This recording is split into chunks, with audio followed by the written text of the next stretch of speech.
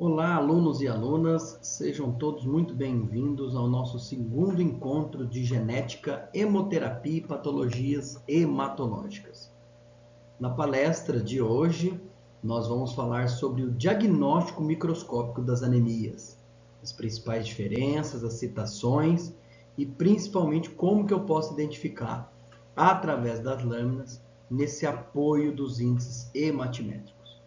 Meu nome é Luiz Henrique de Moura, eu sou professor biomédico especialista em análises clínicas e mestre em saúde pública, em saúde coletiva.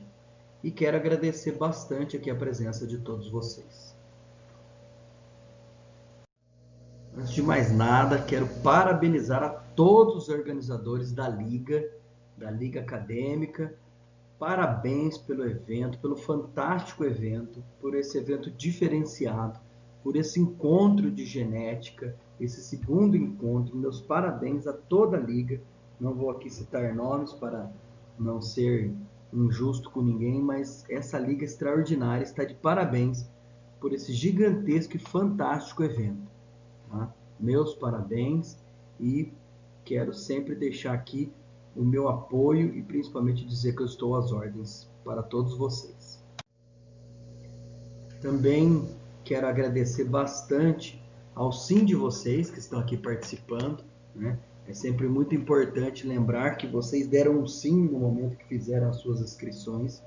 Então, eu agradeço ao sim de vocês, a vida, a todas as nossas vidas aqui que estamos presentes, a confiança de vocês em me convidar para essa palestra, a confiança de quem está participando, de quem está organizando. Eu quero agradecer também a todas as possibilidades que se abrem a partir do momento que a gente pratica um evento desse, está junto num evento desse, geneticamente falando também, né? Então, essas possibilidades diversas que se abrem no campo de trabalho, no campo do encontro, é sempre muito bacana, é sempre muito importante a gente se encontrar, se rever, mesmo que virtualmente. Também quero agradecer muito a nossa coordenadora, a doutora Renata Bittencourt, por toda essa confiança e a toda a liga de hematologia, toda essa liga que se faz presente durante todo o ano e agora mesmo no online não foi diferente. Então agradeço a todos vocês por fazerem parte da minha vida. Eu quero aqui me apresentar um pouquinho, né? Brevemente, por que eu estou aqui. Então, eu sou biomédico, sou pós-graduado em análises clínicas e MBA em gestão hospitalar e sistema de saúde e sou mestre em saúde coletiva. Sou professor nos cursos de biomedicina, enfermagem, fisioterapia, farmácia, medicina veterinária, saúde coletiva, na graduação e na pós-graduação. E também sou idealizador do portal de saúde Biomédico Saúde. Antes de falar da parte microscópica, vamos observar primeiro. Eu quero fazer toda uma introdução sobre como observar. Então, primeiro nós vamos falar um pouco da formação do sangue, da importância do sangue, da hematopoiese, de como é formado, para depois focar nos glóbulos vermelhos e aí sim depois falar da anemia.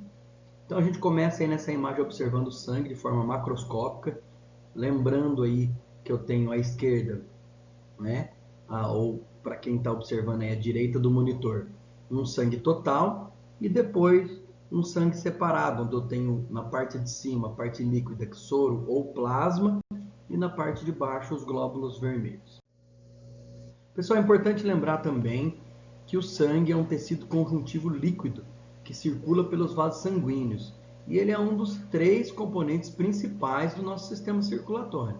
Então vejam aí, por exemplo, né, a imagem onde eu começo a observar dentro da composição do sangue os leucócitos, né, nos mais diversos tipos, como monócito, como eosinófilo, como neutrófilo, né? Também a parte plasmática, a parte líquida, né? Os glóbulos vermelhos, que é o que nós vamos estudar mais lá na frente, e ainda as plaquetas, que são os fatores de coagulação. E o que é importante também, o que é bastante importante também destacar, são as funções desse tecido sanguíneo.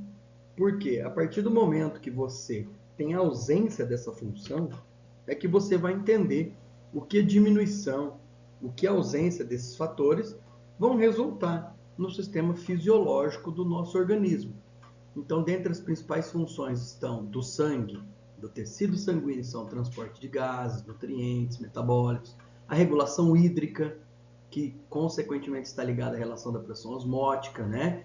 Que se difunde para todo o organismo, a regulação da temperatura, ou seja, regulação térmica, e esses líquidos que se acumulam, eles também acumulam calor que vai ser distribuído através do sangue, a regulação iônica, através também desse sistema sanguíneo, ok? Regulação da pressão, pela variação do volume de sangue que circula entre o nosso corpo, os fatores de coagulação, né, que nós já citamos, que é mantido ainda pelas substâncias e pelos anticoagulantes, e ainda participa ativamente da imunidade no nosso sistema imunológico, tão importante nos dias de hoje, assim como as suas citações.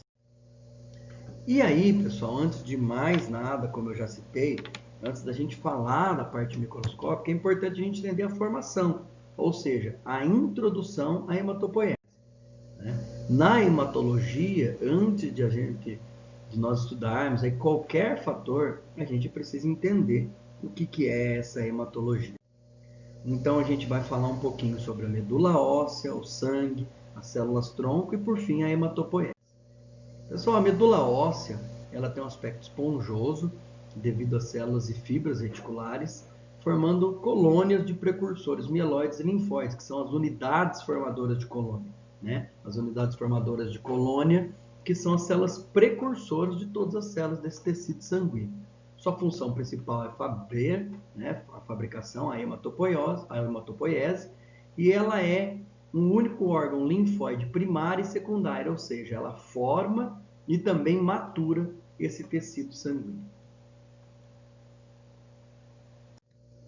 Aqui nós temos aí o fêmur, né, mostrando um pouquinho internamente onde está essa medula, onde estão a formação, essas unidades formadoras de colônia, ok? Aqui vocês podem observar um tecido sanguíneo de uma medula normal. Então vejam todas essas bolotinhas, né? Todas essas células, todas elas são UFCs, unidade formadora de colônia. Todas elas são células precursoras. Isso aqui são as células de gordura, tá?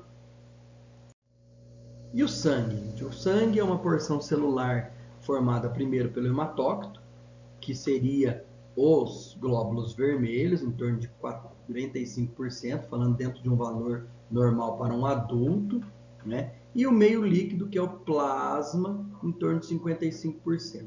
Num adulto aí de 75 quilos, ele vai girar de 3.600 a 5.800 ml. Claro, variando conforme o peso, a altura, o sexo, se é masculino, se é feminino, se é criança, se é adulto, né? Isso tem algumas variações. Então aqui é só para que vocês tenham uma noção da quantidade desse volume de sangue que nós temos no total do nosso corpo. Esse sangue periférico, ele é constituído, por que eu falo sangue periférico? É o sangue que circula pelas veias, ok?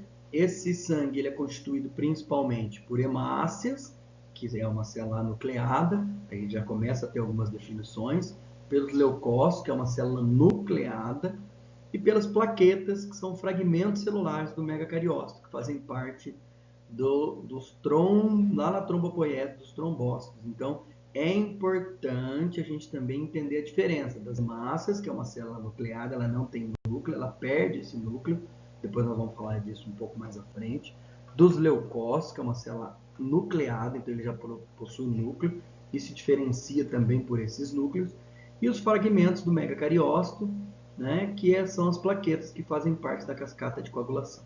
Toda essa origem estão nas stem cells, tá? Nas stem cells, que são células tronco, que têm a capacidade de autorrenovação e diferenciação nas mais diversas células do tecido sanguíneo. E esses componentes, então, conforme eu já citei, nós temos aí então, as hemácias, que são glóbulos vermelhos ou eritrócitos, que são células anucleadas. Elas são bicôncavas e são responsáveis pelo transporte principalmente de CO2 e O2, com o auxílio da hemoglobina nela contida. Vivem em torno de 120 dias e são destruídos no fígado e no baço. Então vejam, aqui a gente começa então a citar um dos principais fatores que a gente vai observar lá nas anemias.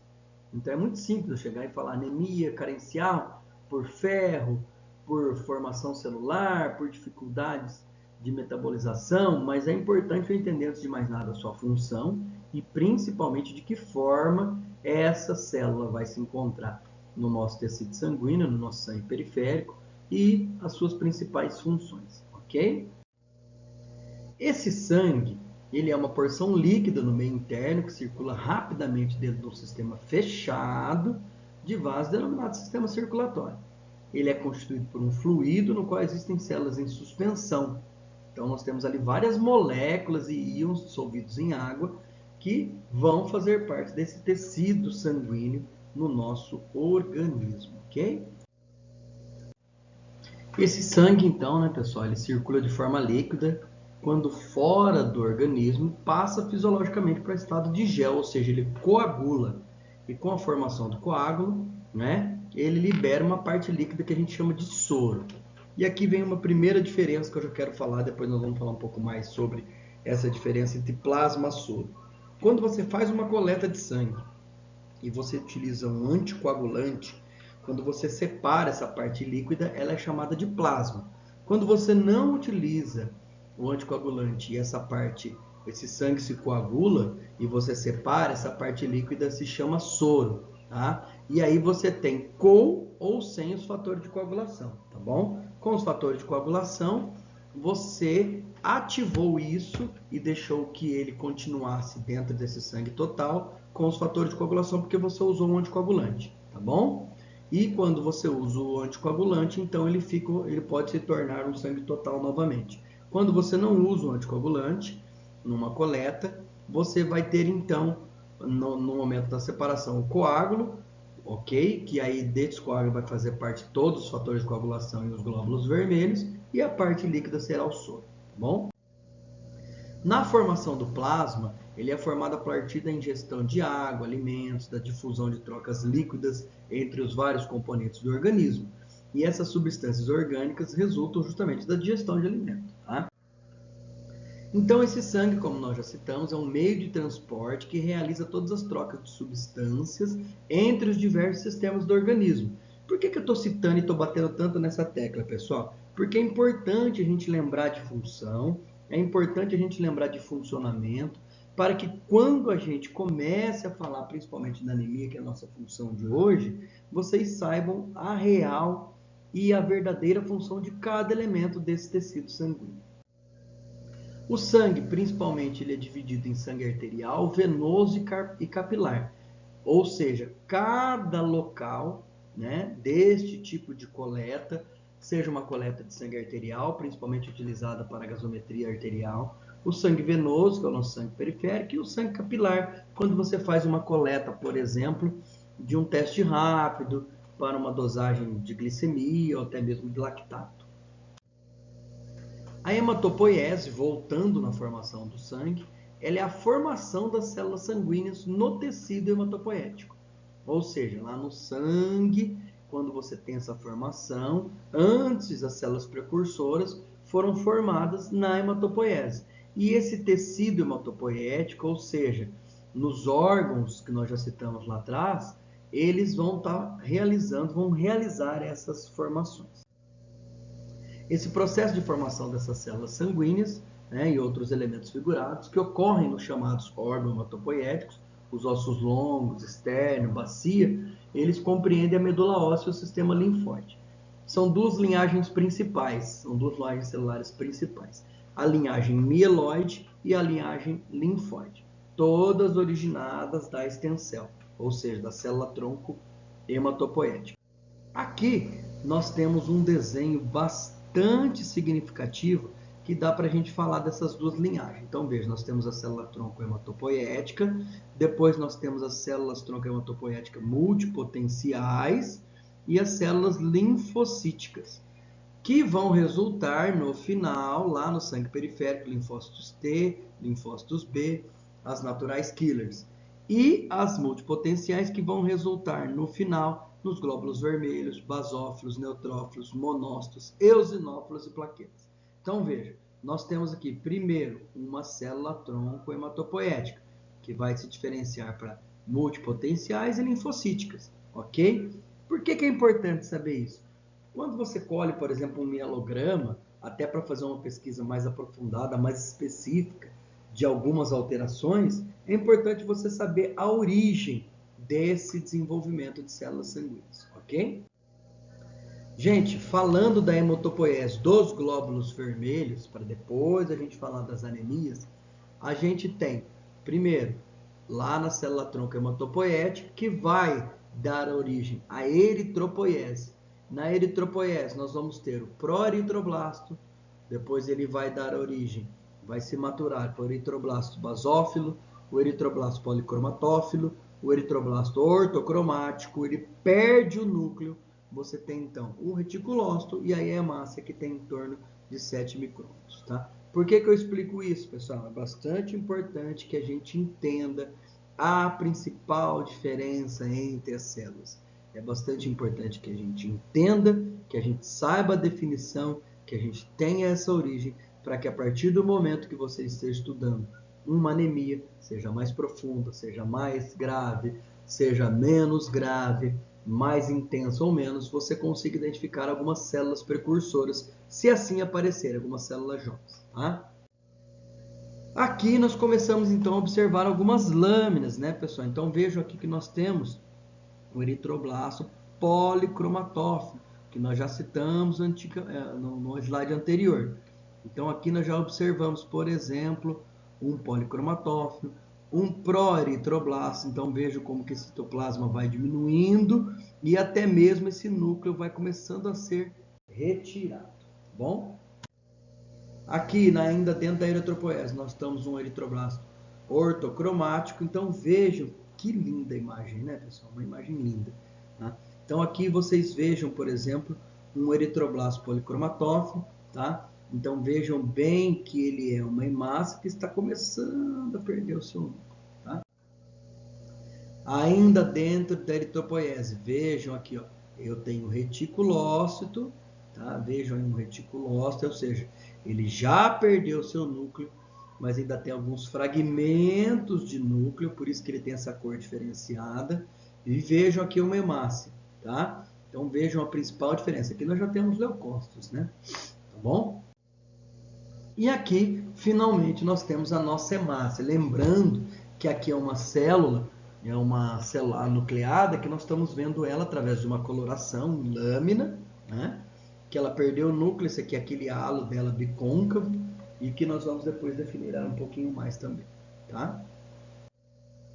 Pessoal, voltando então na hematopoiese, então vejam, a stem cell, onde depois você tem a origem, a linhagem mieloide e linfóide, então aqui a linhagem linfóide, que deu origem aos dois tipos de linfócitos principais, e aí nós temos a linhagem mieloide, que vai evoluir para os eritrócitos, plaquetas, né, neutrófilos, eosinófilos, basófilos, né, os monócitos, mas vejam aqui o que mais interessa para nós, que é a linhagem da linhagem mieloide na eritropoiese, tá? Então vejam aqui como ela evolui até perder o núcleo e se tornar uma hemácia bicôncava. No cronograma da hematopoiese, pessoal, ele começa lá no nascimento, onde todos os ossos realizam hematopoiese em suas medulas. Por isso que uma criança, ela tem uma regeneração mais rápida, ela tem um sistema muito mais ágil de produção sanguínea. E a partir do terceiro ano de vida, essa medula dos ossos longos deixa atividade, permanecendo apenas nos esponjosos, como externo, costela, vértebras, as ilíacas, escápula e porções próximas dos úmeros e fêmur. Então vejam, essa hematopoiese no nascimento ela está ativa a todo vapor. E depois, com o decorrer da vida, ela vai sendo tomada por gordura e a partir daí esse miolo, né, esse interno desses ossos vão sendo tomados por gordura, tá bom? Depois nós vamos ter até uma imagem que fala um pouco sobre isso. Na hematopoiese, pessoal, milhões de células sanguíneas são produzidas diariamente pela medula óssea. E todas elas são originadas, como nós já citamos, de uma única célula-tronco, que é a essencial, que aí vai se originar então uma linhagem mieloide e uma linhagem linfóide. Nos eritrócitos ou hemácias, que são o principal objeto de definição da nossa aula, nós temos células anucleadas ricas em hemoglobinas, onde ela é um disco bicôncavo, flexível de 7 a 8 micrômetros, e que a principal função dela é o transporte da hemoglobina, que por sua vez vai trazer e transportar esses oxigênios e CO2. Então, oxigênios por tecidos e CO2 para os pulmões. Tá? Elas vivem em média 120 dias, percorrendo em torno de 480 km durante a sua vida. Aqui, então, nós temos uma imagem bem definida. Então, veja aqui, ó, temos uma hemácia, veja essa parte bicôncava dela, como que é importante a gente citar isso, porque é aqui que tem toda a síntese, todo o transporte, é aqui que torna possível toda essa troca de oxigênio e gás carbônico. E aqui, ao lado, nós temos ela, não em 3D, mas numa lâmina, onde vocês podem observar, então, nas celularidades, as principais diferenças que nós vamos citar logo depois. Pessoal, antes de eu falar um pouco das hemácias, eu quero citar um pouquinho dos leucócitos, é claro. Como nós citamos no início, esses leucócitos, eles são os exércitos, né, do sistema imune. Ele é a primeira linha de defesa depois da barreira natural. Então, a primeira linha é a barreira natural e logo depois, né, nós temos aí essas células que vão enviar e receber mensagens de ataque, de defesa, inibição de ataque, reconhecimento, apresentação do inimigo, produção de substâncias que neutralizam o inimigo, os agentes etiológicos, no caso, fungos, vírus, bactérias, né? E também fazem todo o ataque. Aqui só citando para que a gente possa ter esse entendimento, ok? Finalizado essa parte de introdução, eu também preciso citar para vocês o hemograma, que é onde nós vamos fazer toda a análise macroscópica, mas principalmente microscópica e às vezes até com dosagens desse tecido sanguíneo. Então a coleta do hemograma é feita através da punção venosa. Ela é a única forma da gente observar diretamente esses sistemas, tanto do imunológico, quanto fatores de coagulação, quanto os glóbulos vermelhos. Aqui nós temos a distensão sanguínea, lembrando que tudo isso aqui é uma revisão, né? Eu suponho que aí a maioria já tenha esse estudo, né, dentro das características do hemograma. Então aqui nós temos uma lâmina, então vejam a importância da divisão dessa lâmina, ou seja, da distensão sanguínea. Aqui a gente tem uma porção mais espessa, aqui é uma porção média, onde você tem o principal local de leitura, e aqui um lugar menos espesso, né, onde você também vai fazer a leitura, mas num campo mais visual. Então é importante a lâmina ter esse pé, que a gente fala, esse final, né? Desculpa aí, pessoal, na hora de eu estar colocando aí as formas, né? Mas só para que vocês entendam, então aqui nós temos esse final. É importante, a lâmina não pode ir até o fim, tá? Ela não pode chegar aqui, porque você vai ter uma dificuldade de leitura e principalmente desses fatores que você provavelmente vai ter dificuldade de ler e encontrar se chegar até esse ponto. E aqui nós temos uma representação muito significativa e bem interessante de se observar, né? Que aqui dá para falar bem aonde você vai ler. Então veja, a primeira área, como eu já citei, é uma área muito espessa para observação dos fregaços. As células estão sobrepostas umas às outras, e aqui provavelmente você vai observar mais os leucócitos, né? A identificação de alguns. Já uma boa área para observação é essa área do meio, né? Por quê? Porque aqui as células, elas estão uma ao lado da outra, numa organização contínua, tá? Já essa área muito fina para observação, por quê? Aqui você tem inclusive algumas alterações morfológicas devido à própria força que você coloca na hora de fazer o esfregaço, tá? Isso também depois, no próximo curso, no próximo palestra, a gente pode falar um pouquinho sobre esse hemograma. E o que é o hemograma? É um exame realizado que a gente avalia qualitativamente e quantitativamente todas as células do sangue de um paciente, ou seja, série branca, série vermelha, contagem de plaquetas, índices hematológicos. E a principal característica que a gente observa no hemograma é o eritrograma, os glóbulos vermelhos, o leucograma, que é o sistema imunológico, né, os leucócitos, e o plaquetograma, que é onde a gente observa também e principalmente as plaquetas e que pode ter aí algum desencadeamento para os fatores de coagulação, tá bom? mas o nosso foco principal hoje é o eritrograma. Tá? Essa coleta é realizada com anticoagulante, o EDTA, né, que vai impedir que esse sangue se coagule. Tá bom? Pessoal, falando então, entrando especificamente nos glóbulos vermelhos, no eritrograma a gente vai ter uma avaliação qualitativa desses glóbulos vermelhos. Ou seja, nós vamos observar, além da quantidade, que é bastante importante, e a gente tem sempre os valores de referência, a gente vai observar tamanho, coloração, forma, inclusões e até a maturidade dessas células.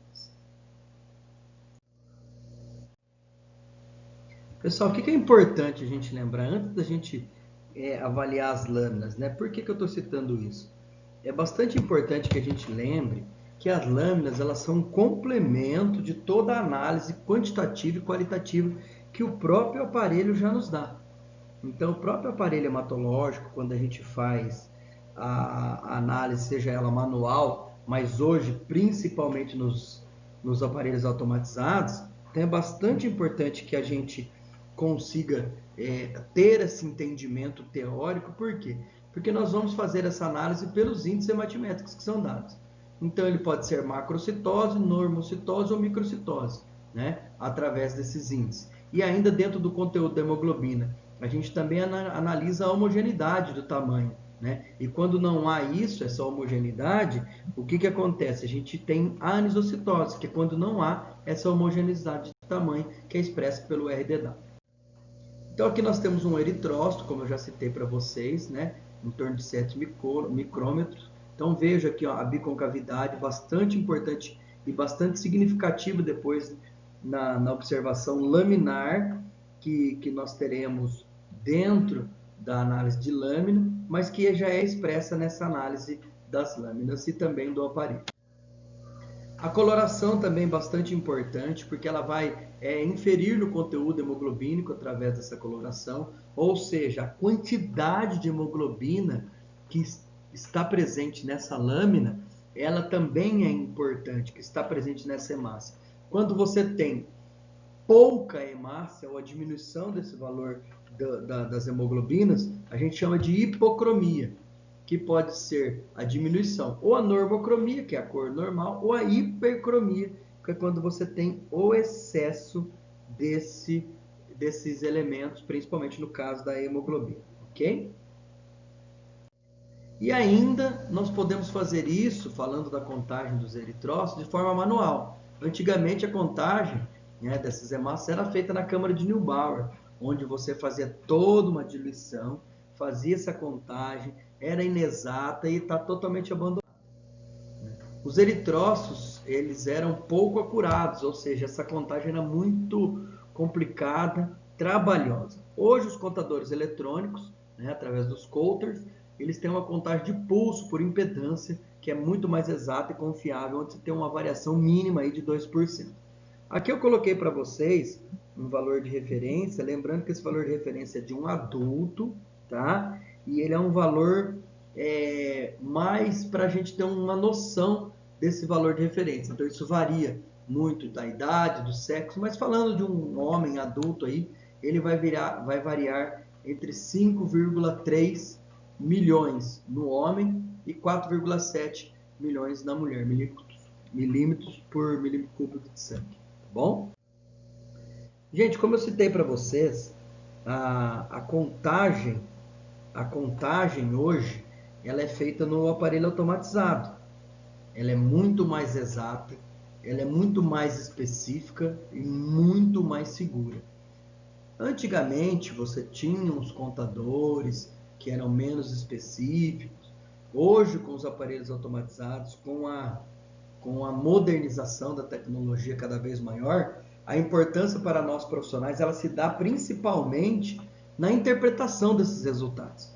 Então, enquanto um ser humano aí vai sentar no microscópio, para observar aí na microscopia e vai observar 100, 200 células, 300 células, 500 no máximo, um aparelho hematológico ele conta cerca de milhões, mais de 1, 2, 3, 4, 5 milhões de células.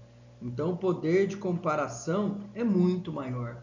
O poder de exatidão é muito maior. A especificação é muito maior. E ainda, turma, nessa contagem, então, quando você tem a diminuição da contagem, a gente chama de eritrocitopenia, que é quando vem acompanhada também da diminuição da hemoglobina, que aí é chamada anemia. Tá? Quando você tem um aumento da contagem, a gente chama de eritrocitose, que quando vem acompanhado do aumento também do hematócrito e da hemoglobina, que a gente chama de poliglobulia. Tá? E aí, no caso de uma microcitose, pode haver ainda a eritrocitose até com anemia, que aí é algumas disfunções nessa massa eritrocitária. E por último, dentro desses índices hematológicos, sem cálculo, o principal também é o hematócrito, que é o volume de massa eritroide de uma amostra de sangue expressa em percentagem do volume desta, ou seja, você vai ter uma porcentagem desta massa eritroide, ou seja, da quantidade de glóbulos vermelhos. No homem, o normal é de 47% e na mulher em torno de 42% num adulto, variando de mais ou menos 7% no homem e mais ou menos 6% na mulher. Esse hematócrito manual, ele é feito numa centrífuga, né, numa microcentrífuga, onde você vai colocar o sangue num capilar, vai tampar uma das extremidades e vai colocar essa centrífuga e esse sangue para centrifugar a uma velocidade em torno de 11.000 rotações por minuto. E depois vai fazer a aferição, conforme mostra aqui na figura, né? E vai quantificar essa massa eritroide, como vocês podem observar aqui, né? Então aqui você tem 100% e aqui a porcentagem desse glóbulo vermelho, tá? Lembrando que tudo isso vem descrito no hemograma com os devidos valores de referência, inclusive. Gente, na dosagem de hemoglobina, como eu já citei, ela é feita por uma espectrofotometria após a conversão da hemoglobina em cianometahemoglobina e a exatidão dela com coeficiente de variação de aproximadamente 2%, tá? Aqui eu quero fazer uma observação, porque essa hemoglobina também é feita na automação, mas pode ser feita com a bioquímica, tá? Lá na bioquímica clínica. Principais causas de erro, lipemia. Hoje se discute muito, né, pessoal, a questão do jejum, mas é muito importante que a gente saiba que é muito importante o jejum.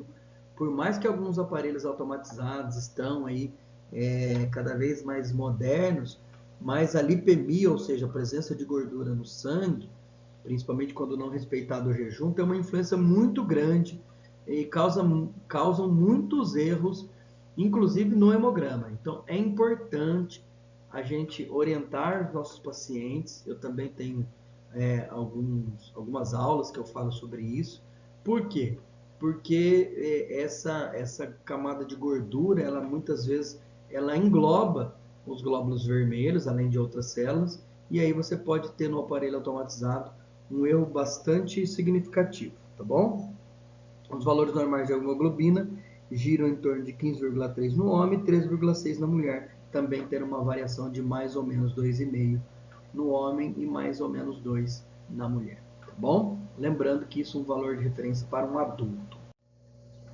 E esses índices hematimétricos, então, com a determinação da hemoglobina, do hematócrito e do eritrócito, né, dos glóbulos vermelhos, você vai calcular esses índices e a partir daí, desses valores de referência, você vai saber se esse indivíduo está com uma anemia, ou seja, está com déficit de glóbulo vermelho ou não. Tá? No volume corpuscular médio, que é o VCM, que é o que determina o volume médio de cada eritrócito, você gira, que é o tamanho, né? Especificamente o tamanho dessa hemácia, ele gira em torno de 89, tá? Gira em torno de 89, podendo ir aí de 80 a 98, sendo quanto maior esse VCM, mais macro é esta hemácia.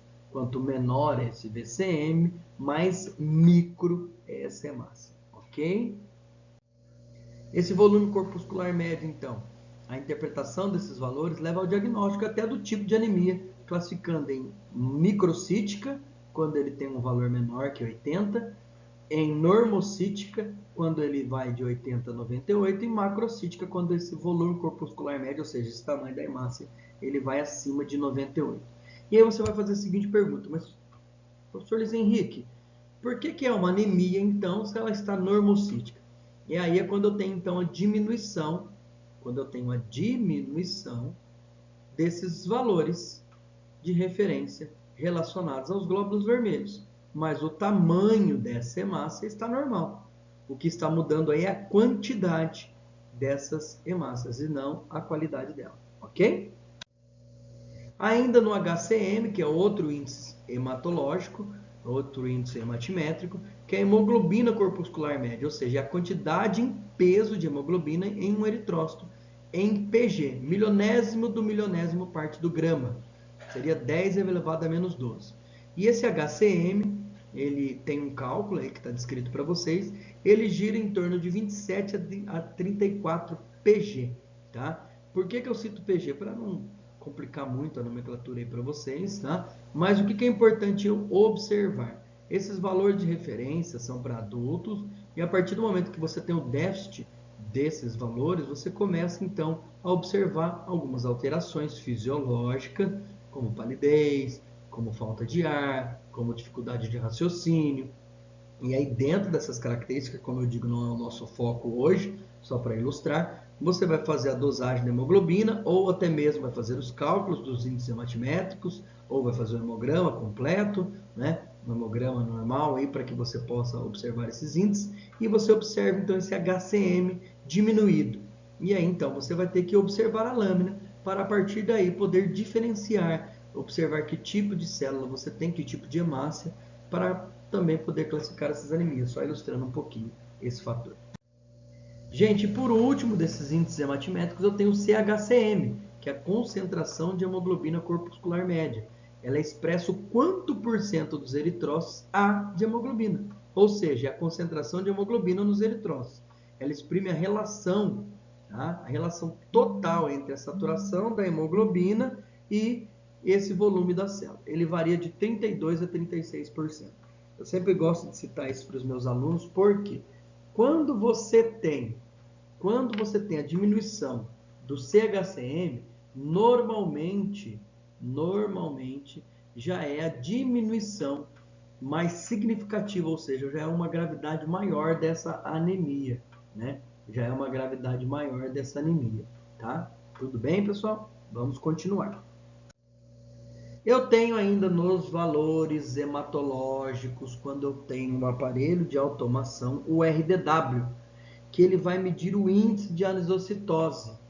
Tá? Ele vai medir o grau desse desvio padrão da média do tamanho das hemácias. Então, quando essas hemácias estão muito variáveis de tamanho, esse RDW dá muito alto. Isso já me indica provavelmente também uma anemia, né? Isso já me indica provavelmente uma anemia, tá bom? Os valores normais eles variam de 11 a 15 e eles são exclusivos para aparelhos automatizados. Gente, uma das alterações que a gente também tem dentro das hemácias é a forma. Então, uma hemácia normal ela é uma célula nucleada, rosada, com uma palidez central, que é aquela concavidade, né, ocupando cerca de 1/3 da célula, com dimensões de 7 a 7,5 micrômetros. As formas anormais de hemácias a gente pode chamar de pecilócitos ou poiquilócitos, né? Então, a poiquilocitose ou pecilocitose ela é a presença de formas anormais de hemácias, comum em anemias ferropríficas ou ferropênicas severas, né? Anemia megaloblásticas, hemoglobulinopatias, anemias hemolíticas, são bastante presentes alterações de forma nessas anemias. Então aí, como vocês podem observar, eu tenho uma hemácia normal. Então vejam a forma dela, tanto no desenho quanto na lâmina. Então aqui vocês vejam que ela tem uma concavidade bem pequena, né? Então vejam como que é uma hemácia de forma normal e repito, essa concavidade dela é justamente como a gente observa ela numa lâmina, ok? E aí nós temos as diferentes formas das hemácias, quando não estão normais. Nós temos aqui uma célula normal, tá? E aí, quando a gente tem uma poiquilocitose, que se dá por inúmeros fatores, nós podemos ter o esferócito, por exemplo. Ó. Então, veja que essa concavidade aqui não existe. Nós podemos ter uma célula oval, tá? E ainda uma célula falciforme. E o que é interessante a gente entender, pessoal? Quando isso acontece, essa troca de oxigênio e gás carbônico, ou seja, essa função da hemácia e também, consequentemente, da hemoglobina, tanto na quantidade quanto na qualidade, ela é prejudicada. Então, por que eu estou citando isso? Porque não é somente a identificação. Claro que a função nossa aqui hoje é a identificação. Mas eu não posso citar somente isso.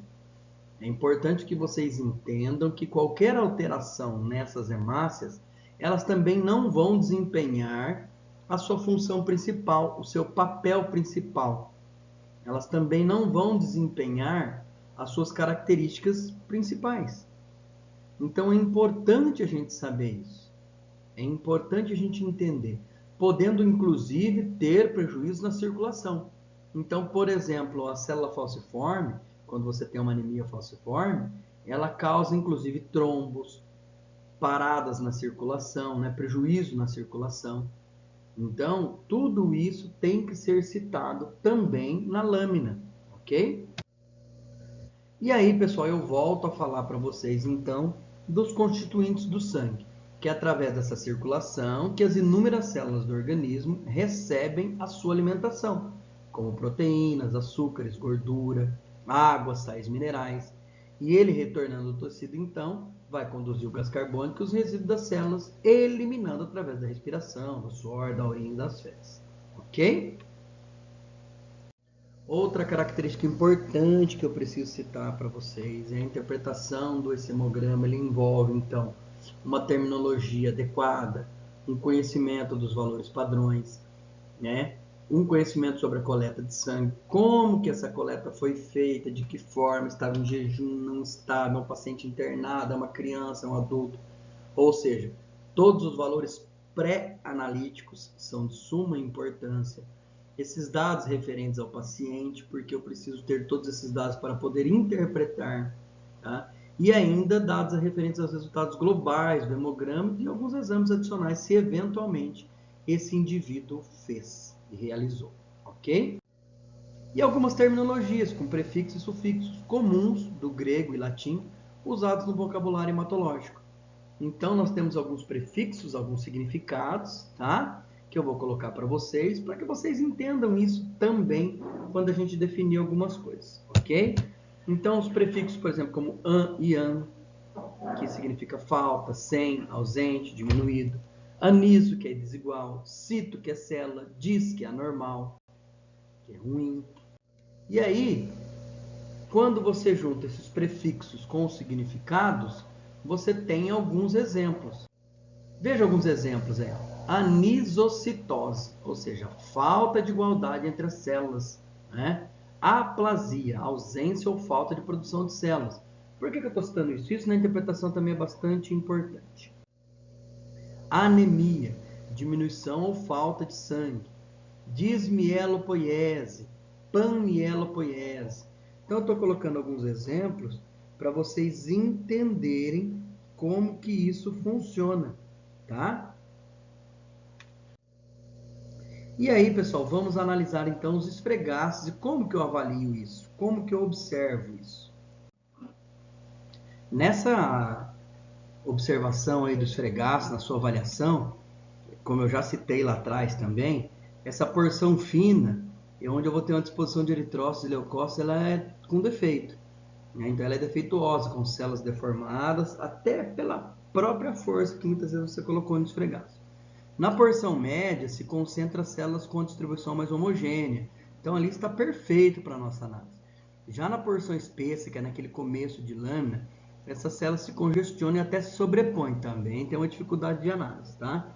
Então eu já estou explicando tudo isso porque quando você vai observar uma lâmina é bastante importante que você saiba diferenciar tudo isso.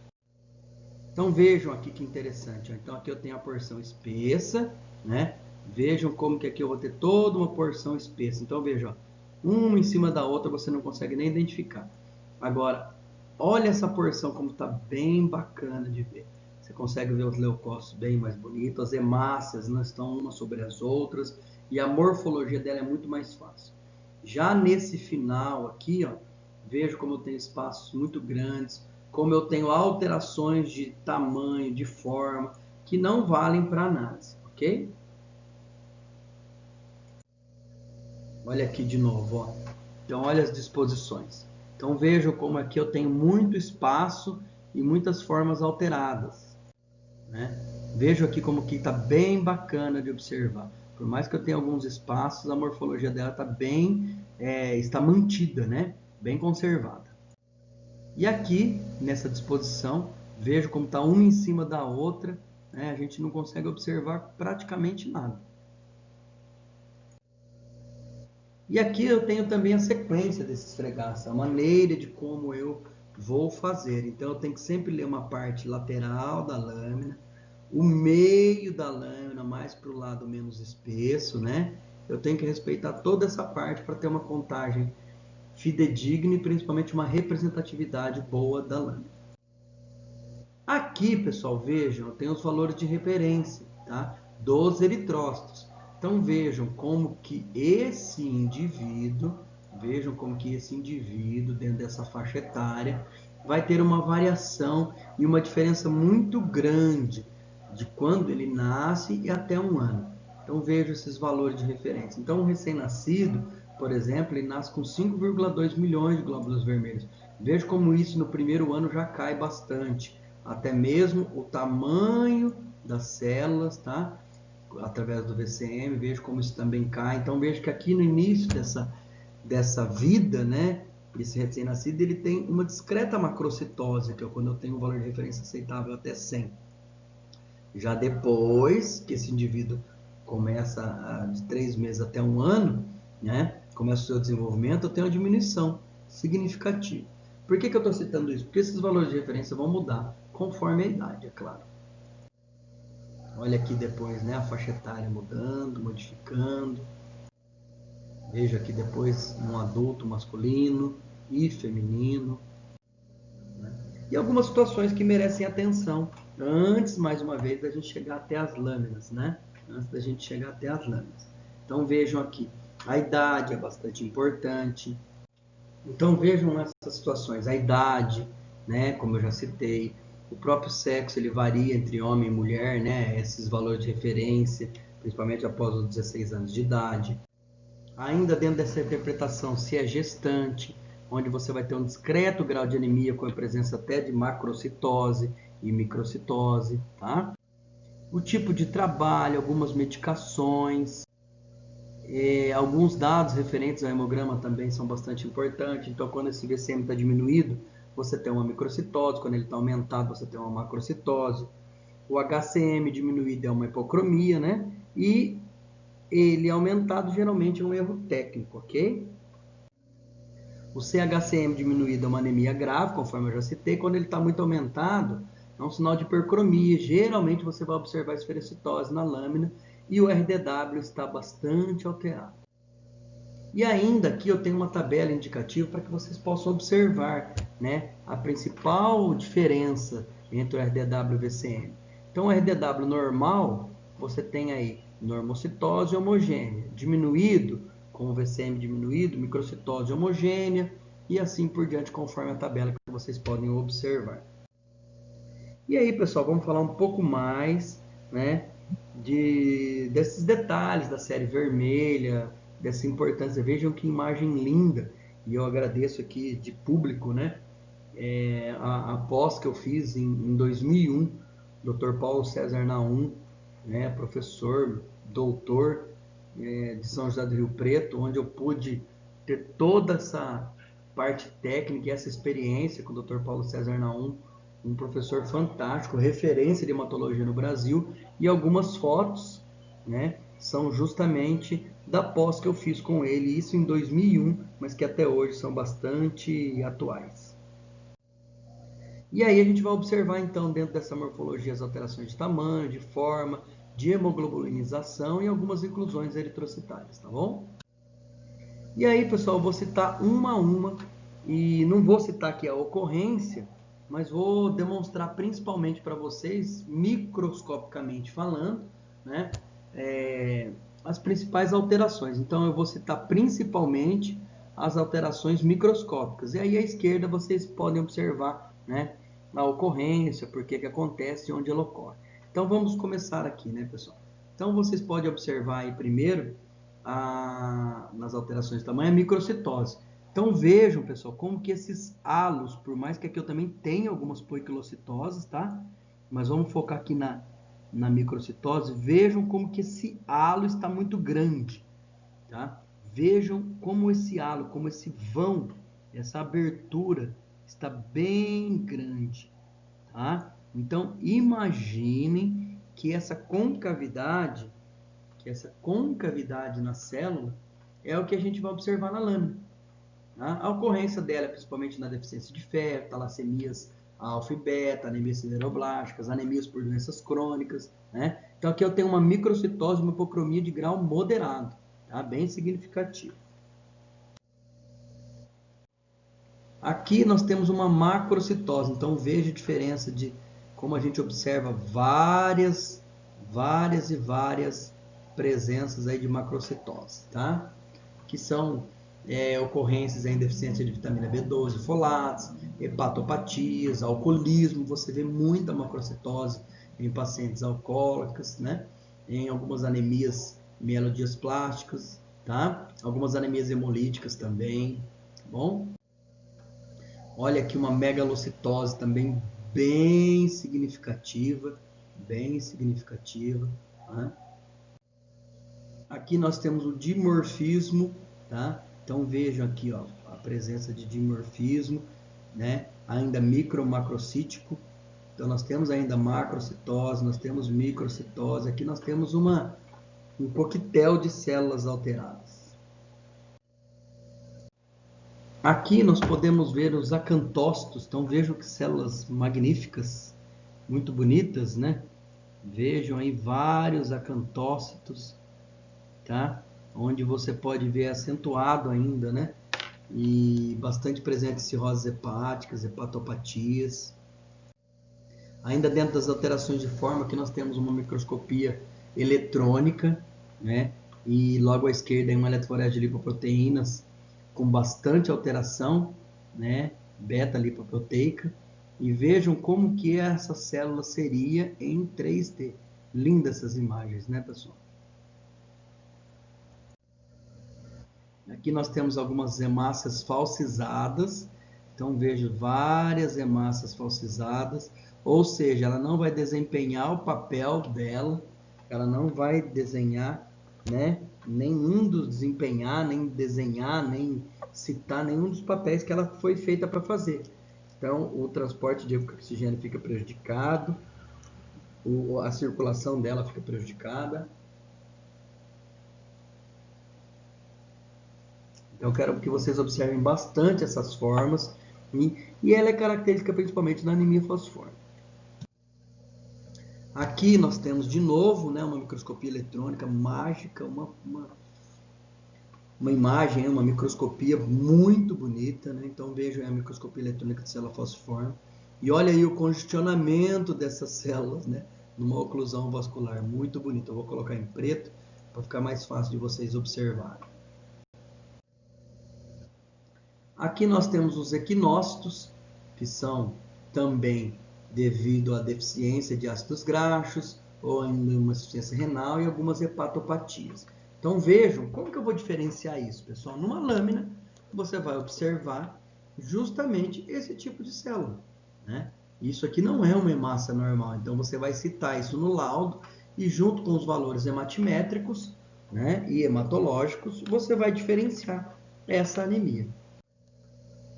Vejam aqui também mais uma vez, né, a presença de equinócitos e acantócitos em microscopia por varredura. Muito bonitas imagens, né? Aqui nós temos a presença de células fragmentadas, né? Isso é muito comum em púrpura trombocitopênicas, né? Então vejam como a gente tem a presença, que eu vou colocar em vermelho, né? Algumas células fragmentadas. Muitas vezes, pessoal, a gente não vai saber nem definir que tipo de hemácia é, tá? Muitas vezes a gente só vai observar que são hemácias quebradas, fragmentadas, deformadas, né, que a gente chama de poiquilocitose, e aí você cita, tá? No caso é quando você está descrevendo isso na observação de um hemograma, claro, nos glóbulos vermelhos, e você não consegue diferenciar, junto aos valores hematimétricos, você cita que essas hemácias estão alteradas, aí provavelmente, e na maioria das vezes, ele vai pedir a avaliação de um hematologista, tá bom? Aqui eu tenho uma esferocitose hereditária bastante significativa, né? Então veja que eu não tenho, aqui ainda tem um pouquinho do halo, onde eu coloquei aqui nessa hemácia, né? Mas veja que você não tem a presença do halo. Então isso acontece, aqui eu tenho uma esferocitose hereditária maior que 25% em anemias hemolíticas, isso também não é bom, por mais que a hemoglobina muitas vezes vai estar com valor normal, isso também não é legal, também não vai desempenhar o seu papel, porque quem faz essa difusão de oxigênio, essa troca, é justamente aquela concavidade que eu descrevi para vocês nos hemogramas anteriores, nos valores anteriores e nas informações anteriores.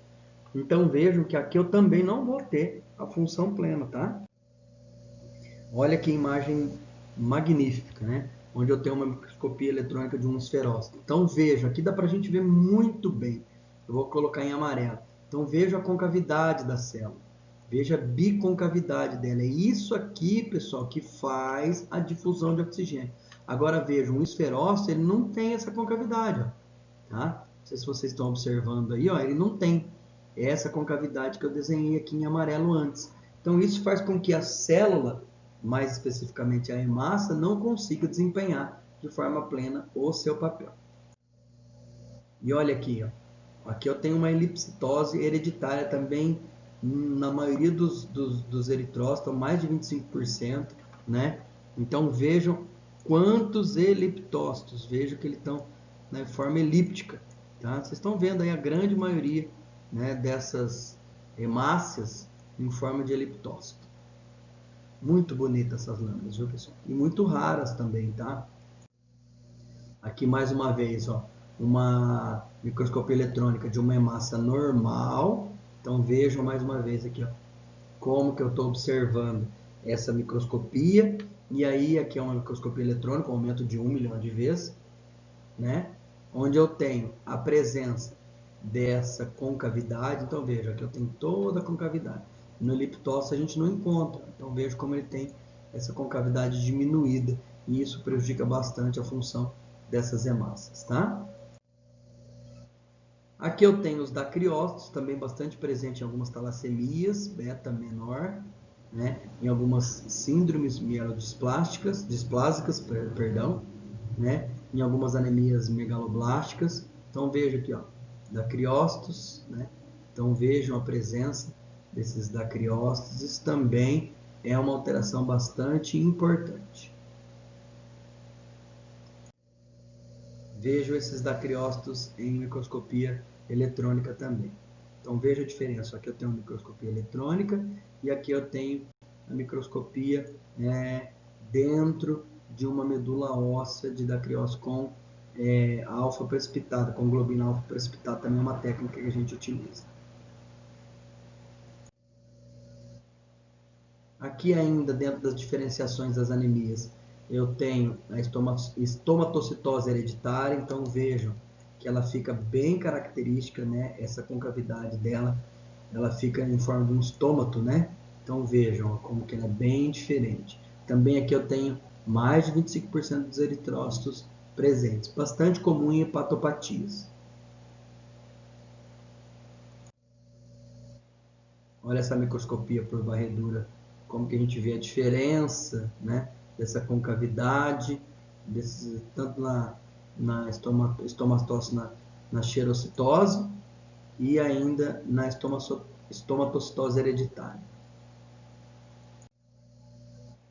Olha essa hipocromia, pessoal, que hipocromia bastante acentuada.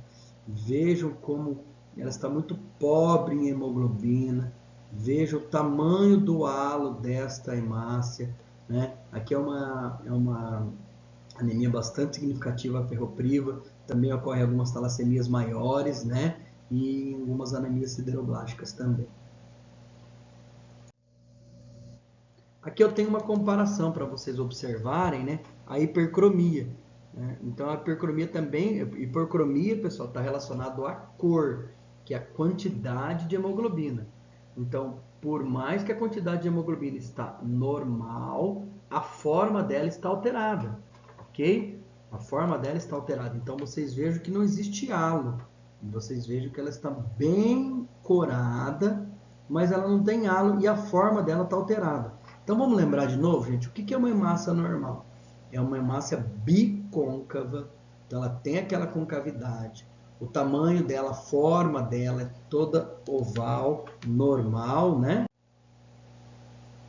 Então, mais uma vez, observando, vejam como que é essa hipercromia, né? Tanto na esferocitose hereditária, quanto na elipsitose hereditária. Então, veja que aqui eu tenho os eliptócitos e comparando com os esferócitos. Vejam como que a gente apresenta essa morfologia das hemácias, tá? Pessoal, aqui eu tenho uma policromasia, que ocorre, né, por anemia hemolítica ou como resposta terapêutica em alguns casos. Então, vejam como que essa hemácia, ela também não tem a forma correta. Geralmente, a policromasia apresenta quando a medula ela está sendo muito exigida, então você vai ter glóbulos vermelhos imaturos, né? São jovens e normalmente ou são glóbulos vermelhos do tipo como glóbulos vermelhos muito jovens ou ainda muito velhos, tá? Então é quando essa medula ela apresenta um sinal de tensão, ok? É assim que acontece a policromasia. Mas normalmente a policromasia é a presença de eritrócitos jovens, ele tem o RNA citoplasmático remanescente, tá? Por isso que ele se torna aí azulado, devido ao próprio corante que a gente utiliza. E temos ainda algumas inclusões eritrocitárias. Então vocês observem aí reticulócitos, né, em algumas anemias hemolíticas agudas e crônicas. Então vejo aqui como eu estou com alguns reticulócitos, então ainda ficou os restos celulares, né? Vejam como eles estão com os restos celulares, os restos dos núcleos, perdão, dentro ainda das células. Ela perdeu o núcleo, mas ainda ficou com alguns reticulócitos presentes. O pontilhado basófilo também bastante bonito e presente na talassemia beta minor, né, ou menor, alguma intoxicação por chumbo, algumas hepatopatias ou até mesmo o uso de drogas. Então vejo que aqui o pontilhado basófilo, você vê esses pontinhos nas hemácias, que caracteriza e é chamado de pontilhado basófilo. Pessoal, aqui eu quero citar para vocês então a classificação das anemias, que elas podem ser, primeiro, pelo tipo de anemia, você pode classificar quando você tem a diminuição do VCM e do HCM, que pode ser microcítica e hipocrômica, quando ela é normal, o VCM e o HCM, que é normocítica e normocrômica, ou ainda quando o VCM está alto, que ela é simplesmente macrocítica. Por que é importante classificar as anemias? Para que a gente possa, a partir daí, tanto profilaticamente, ou seja, descobrir a principal função, ou até mesmo o que está causando. Então é bastante importante que a gente entenda e classifique essas anemias por isso. Então aqui, por exemplo, eu tenho uma anemia microcítica e hipocrômica. Então eu tenho microcitose e ainda hipocromia. E ainda alguns dacriócitos, alguns esquizócitos, né? São várias e várias alterações bastante significativas aqui nesse paciente. E aqui eu coloquei um exemplo para vocês de um eritrograma de anemia microcítica hipocrômica. Então vejam, nesse primeiro momento eu tenho um VCM baixo nos dois, né? Um HCM baixo nos dois e um CHCM relativamente normal. Então vejam, né? Aqui eu tenho uma ferropenia, vou colocar em vermelho aqui para a gente poder destacar. Tem uma ferropenia. Então veja, os eritrócitos estão baixos, a hemoglobina está baixa, o hematócrito está baixo. E junto com isso, os meus índices hematimétricos também estão alterados. Aqui na talassemia beta menor, eu tenho um glóbulo vermelho normal, uma hemoglobina relativamente normal, mas descompensada pelo número de eritrócitos que eu tenho, e um hematócrito normal. Então aqui o meu problema está na qualidade justamente dessas hemácias e dessa hemoglobina.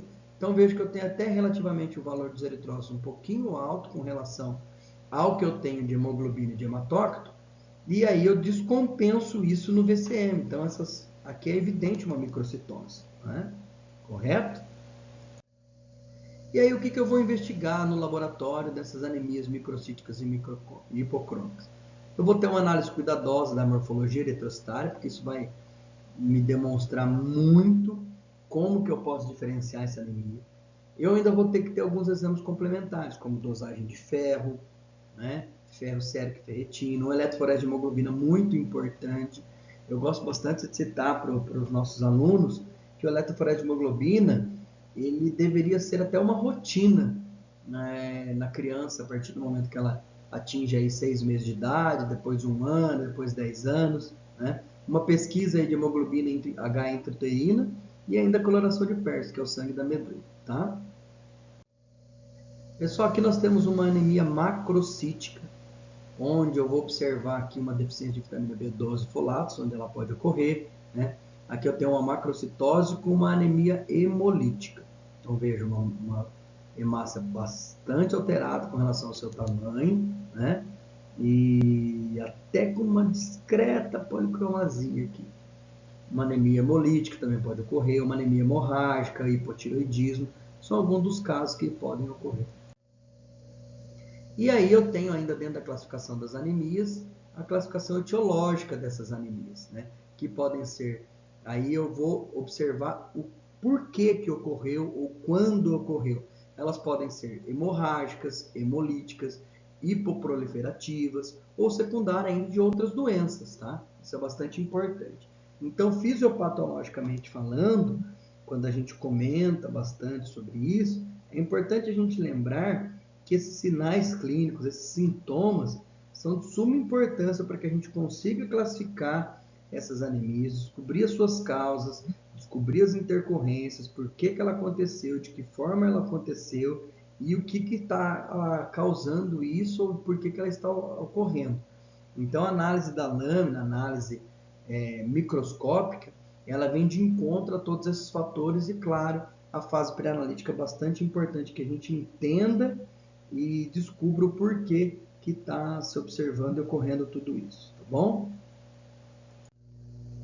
Então, pessoal, e aí diferenciando então essas anemias, como a gente já havia falado, temos ainda as anemias hemorrágicas, que podem ser agudas ou crônicas.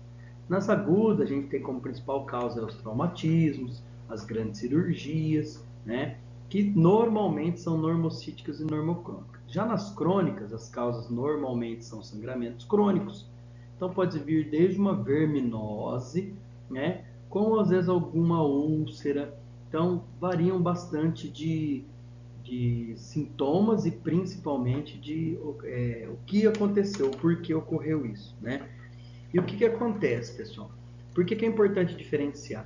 E aí você vai falar assim, nossa, mas por que uma anemia tem consequências mais graves? Porque o que acontece? Nessas consequências, você precisa descobrir porque esse paciente também está perdendo o sangue total. Então, na reabsorção do ferro, ele perde. Dentro da avaliação laboratorial nessas anemias hemorrágicas, principalmente a aguda, as primeiras 24 horas os valores eles estão normais. Mas você observa que após 24 horas, quando não há, né, nenhuma intercorrência, mas quando há compensação hídrica no sangue, é possível você já avaliar esse grau de anemia. E aí a contagem de reticulócitos normalmente é um bom indicador dessa recuperação eritrocitária, tá? E aí, pessoal, a gente também tem as anemias hemolíticas, né, onde as principais características são a destruição precoce dos eritrócitos, você tem uma icterícia com bilirrubinemia, né, ou seja, aumento da bilirrubina, e essas anemias, elas normalmente vêm com variados graus de intensidade, né? Algumas causas básicas, justamente intravascular e extravascular, tá? E aí a gente tem uma foto aí com a icterícia, por exemplo, mostrando, né, uma das características dessas anemias hemolíticas. Ainda temos aí a anemia hemolítica intravascular. Eu estou mostrando algumas coisas para que vocês lembrem, né, e saibam as principais características das anemias, né? A causa, geralmente, né, é uma doença rara que causa anemia crônica, ocorre entre a terceira e a quinta década de vida, e aí você tem o problema principal, que é um defeito na glicosilfosfatidil-inositol, né, que é a GPI. Dentro dessas anemias, os efeitos principais, você tem eritrócitos anormais, que são atacados pelos complementos que causam essa destruição intravascular. E nos testes laboratoriais, o que a gente mais observa, os principais, dentro das anemias hemolíticas, nós precisamos observar a morfologia dessa hemácia, a concentração de hemoglobina, se tem reticulose, se a bilirrubina está alterada. E aí, nós também vamos pesquisar o urobilogênio fecal e urinário, então, tanto nas fezes quanto na urina. E é bastante importante observar a degradação da bilirrubina, né, o urobilogênio, tanto nas fezes quanto na urina, porque isso pode ser um grande indicativo dessa destruição das hemácias.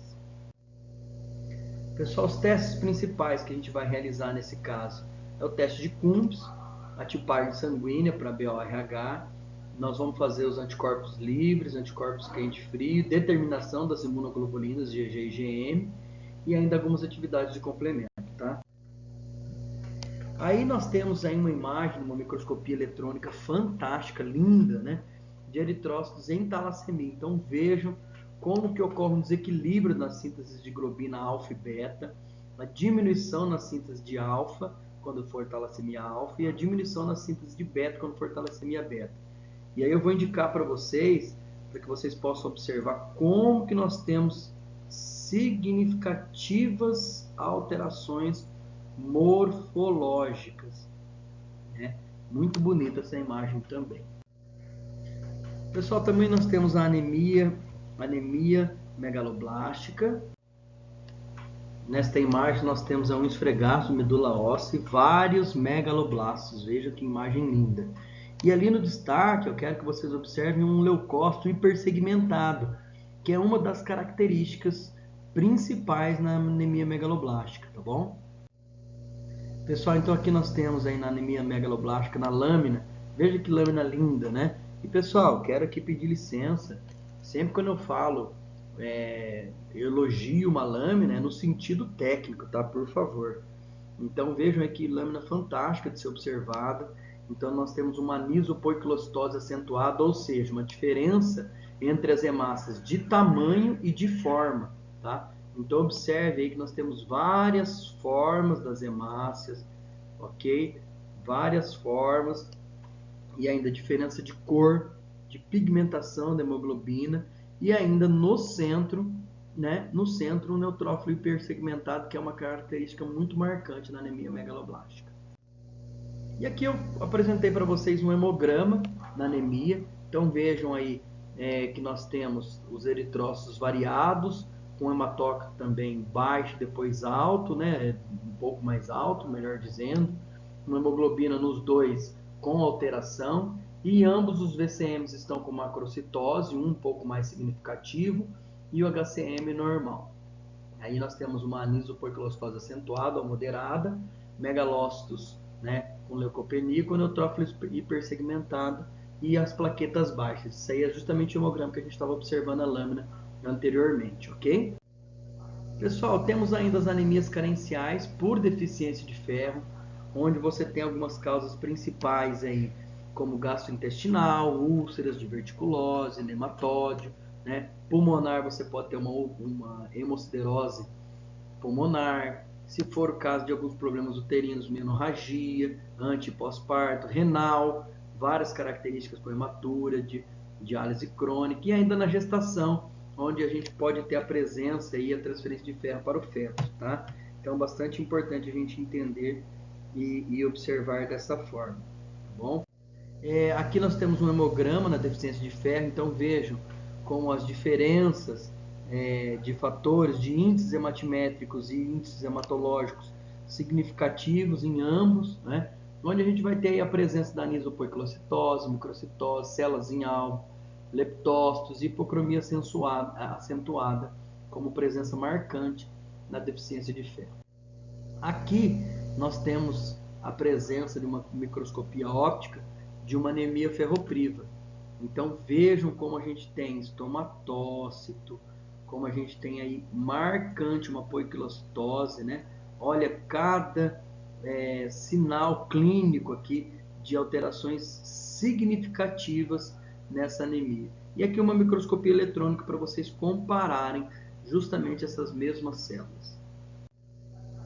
Aqui nós temos ainda a anemia carencial por deficiência de vitamina B12 e folato, onde a gente tem a presença gritante aqui de macrocitose, ok? Geralmente ocorre uma dieta inadequada, gestação, medicação, hepatopatias e algumas anemias hemolíticas também. Aqui mais uma vez macrocitose, no caso na malária, né? Então a gente tem aqui uma macrocitose marcante, né? Marcante na lâmina do lado esquerdo, né? Falando aí quem está de frente para o vídeo, né? No computador, no slide de vocês seria do lado direito, e eliptose, né? Aqui nós temos a presença aí de uma eliptose bem significativa. Mais uma vez aí algumas anemias multicarenciais, tá? Com várias hemácias alteradas, com macro, micro, poiquilocitose significativa, né? E por fim, dentro dessas características, a gente encontra uma aplasia medular, né? Que é um sangue de mielograma, ou seja, uma coleta de medula. Então aqui a gente tem no lado esquerdo uma medula normal, então você pode observar aí várias unidades formadoras de colônia, conforme eu estou indicando aqui para vocês, né? E depois eu vou indicar aqui para vocês as células de gordura, tá? Que isso é normal. Já do lado direito a gente tem uma medula aplástica ou aplásica. Por quê? Ela entrou em falência medular. Isso pode ser por inúmeros motivos, mas principalmente às vezes porque esta medula não conseguiu mais dar conta da necessidade dessas formadoras de colônia devido justamente a essa proliferação. Uma imagem também fantástica. Pessoal, então entrando na última parte da nossa aula, né, da nossa palestra, aula, citando aí primeiro o que é uma anemia. Então vai ser uma redução da taxa de hemoglobina abaixo de níveis normais, acompanhada ou não do número da queda de eritrócitos. Aqui nós temos uma lâmina, mais uma vez, mostrando significativamente uma hipocromia, com algumas poiquilocitose, né? E aqui do lado, hemácias normais para vocês poderem comparar, né? Aqui mais uma vez eu citei a eritropoiese, lembrando que o fator estimulante principal é a eritropoetina, justamente nos rins, né? Que age sobre as células tronco na medula óssea, e que fisiologicamente a hipóxia tecidual estimula esse aparelho justaglomerular renal a produzir eritropoetina e a partir daí estimular a maturação desses eritrócitos, tá? Aqui mais uma vez mostrando a eritropoiese, suas etapas, a proliferação, diferenciação, hemoglobulinização e depois a circulação. Então vejam como eu tenho aqui um proeritroblasto, depois eritroblasto basofílico, policromatófilo, ortocromático, até que ele perde o núcleo, restos celulares eu tenho reticulócito e por fim a hemácia. Veja que mais uma vez bem bonita também essa imagem, né? Veja que ele vai perdendo o núcleo, perdeu o núcleo eliminado, né?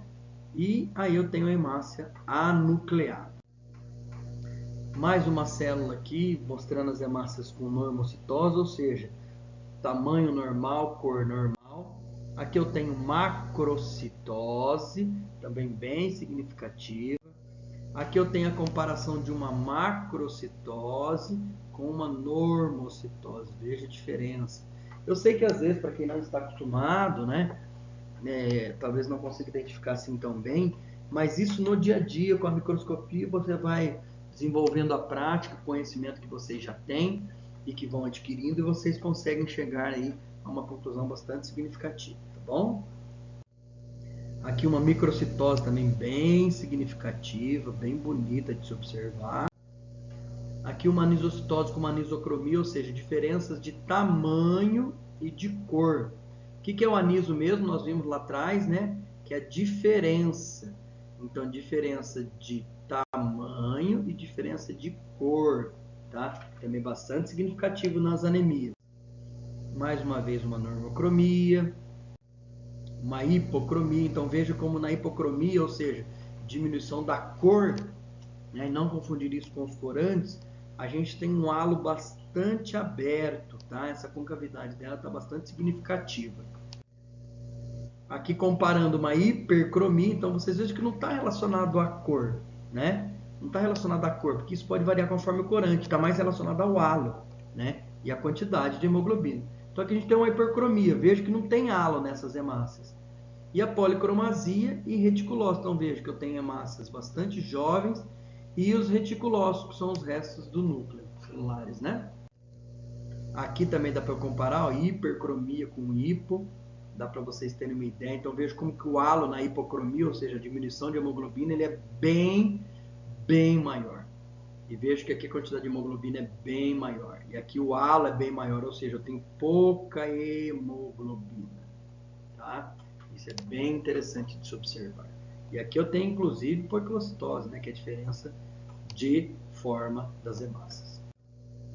E aí, pessoal, eu quero mostrar também algumas figuras para vocês, algumas lâminas de inclusões eritrocitárias, tá? Que são principalmente as inclusões parasitárias. Esses eritrócitos podem conter hematozoários da malária, por exemplo. Então veja aqui o Plasmodium vivax, né? Então veja como o parasita ocupou essas hemácias, que é justamente depois, quando causa febre, ela se rompe conforme a multiplicação parasitária e a partir daí, então, esses parasitas vão ocupar outras hemácias e assim continuar o ciclo deles.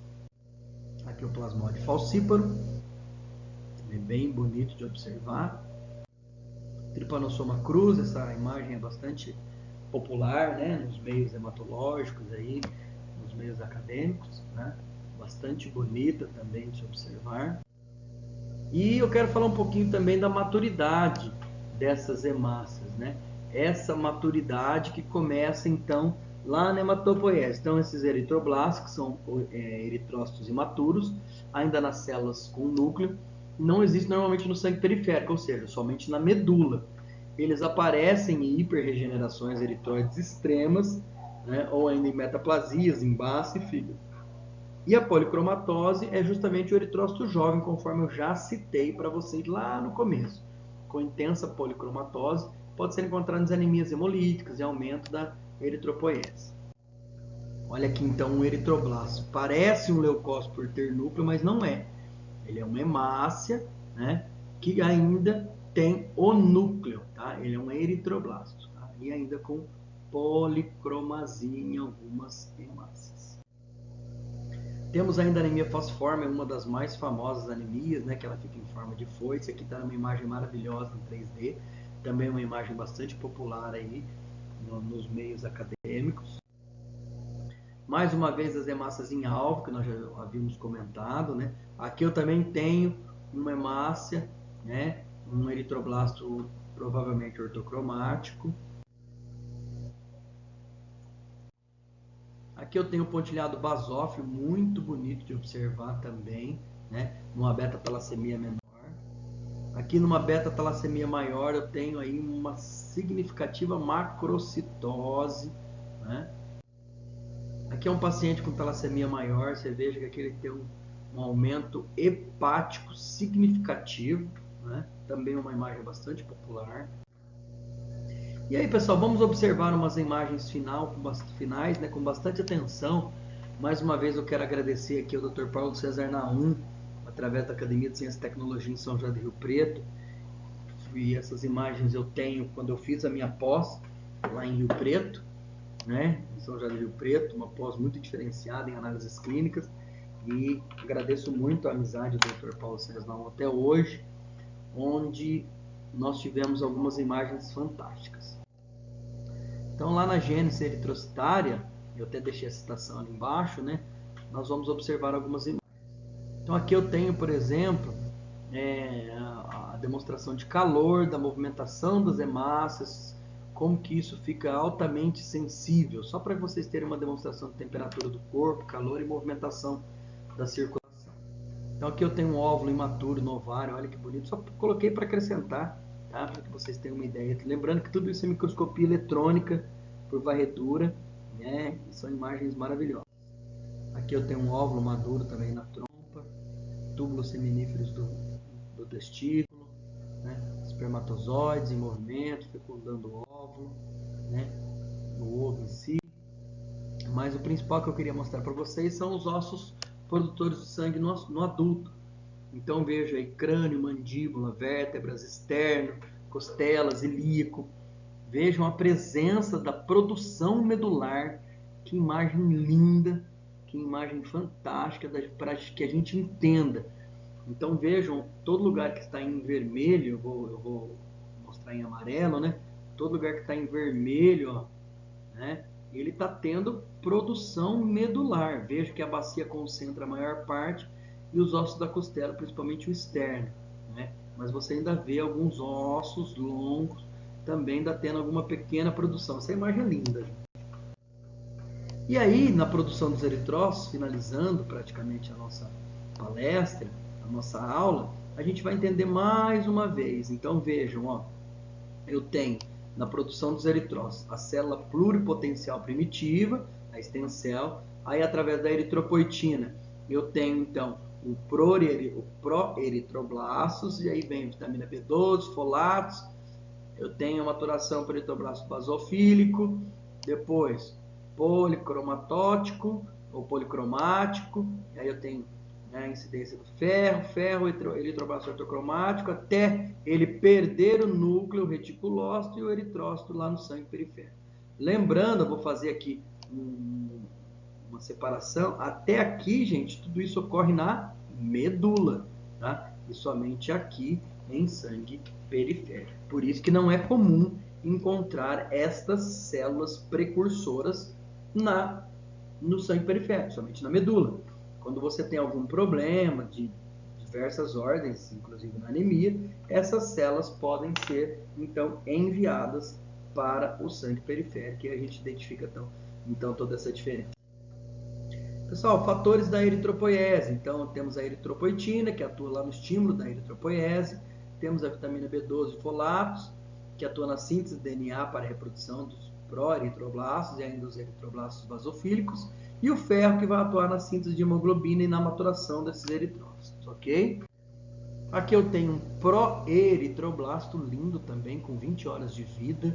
Veja que maravilhoso, né? Aqui eu tenho o eritroblasto basofílico, com 40 horas de vida. Por que eu estou colocando isso? Porque nas anemias, provavelmente, dependendo da severidade que você encontrar, você vai se deparar com várias lâminas que podem conter esses eritroblastos. Lembrando que conforme a coloração e até mesmo algumas provas citoquímicas, você provavelmente vai ter que realizar para diferenciar. Então, normalmente quem faz isso é um hematologista especialista, um médico hematologista, ou um biomédico hematologista especializado nessa área, ok? Aqui eu tenho um eritroblasto policromático com 24 horas de vida. Vocês vejam que o citoplasma dele está menos denso, está mais claro, né? Aqui eu tenho um eritroblasto ortocromático também com 15 horas de vida. E aí ele está quase perdendo o núcleo. Vejo que ele começa a buscar a margem, né? Ó, o núcleo diminuiu, o citoplasma aumentou. Então vejam o eritroblasto ortocromático com 15 horas de vida. Percebam como ele está começando a margear para perder esse núcleo. Aqui ele perdendo o núcleo. Esse eritroblasto ortocromático perdendo o núcleo. Também é uma imagem muito bonita. E aqui até então ele perdeu o núcleo, né? O início da perda do núcleo. Vejam mais uma vez que imagem linda. Aqui uma imagem em 3D também maravilhosa, né? Ele perdendo o núcleo por exaustão. Veja que fantástica imagem. Aqui eu tenho o núcleo e depois o reticulócito, né? Que é justamente com alguns fragmentos celulares. Veja que a coloração dele está diferenciada. Reticulócitos corados. Então veja que fantástico também, né? E aí os eritrócitos na circulação com 120 dias de vida. Aqui é a nossa famosa hemácia, tá? Muito bonita também. Aqui é uma microscopia eletrônica dos eritrócitos normais. Então vejam, pessoal, eu gosto bastante de destacar isso aqui porque essa concavidade, ó, agora eu vou fazer em preto, essa concavidade ela é muito importante. Então ela lembra bastante uma bolachinha de Dunkin' Donuts, né? Para quem é da época aí que lembra. Né? Então vejam a quantidade de hemoglobina preenchendo essa hemácia, né? E conforme isso aqui, esse halo diminui, né? Mostra pra gente justamente a diminuição de hemoglobina, que é o que preenche toda essa hemácia. Linda essa imagem também. E aí, pessoal, finalizo só citando, a gente citou os glóbulos vermelhos, citou os leucócitos, depois, claro, deu todo o diferencial das anemias, e só lembrando que no hemograma ou nos fatores de coagulação a gente também observa essas plaquetas e a coagulação. Só coloquei aqui para que vocês lembrem, né? São responsáveis pela coagulação do sangue, iniciam toda essa parte, fazem parte desse tampão plaquetário, junto com a fibrina, e que a partir daí, então, a gente tem essas plaquetas que são fragmentos celulares do megacariócito, de cor azul pálida, menor que as células do sangue, e que formam o tampão plaquetário em resposta a essa lesão vascular, dependendo, claro, do tipo de lesão e principalmente desempenhando um papel importantíssimo na cascata de coagulação. Como vocês podem observar aqui nas figuras, são esses fragmentos menores cercados pelas hemácias. Ok? Aqui eu tenho um pouco da hemostasia, que é a perda de sangue, né? Esse espasmo, a formação do tampão plaquetário, e a cascata de coagulação, que todos também conhecem. Ok?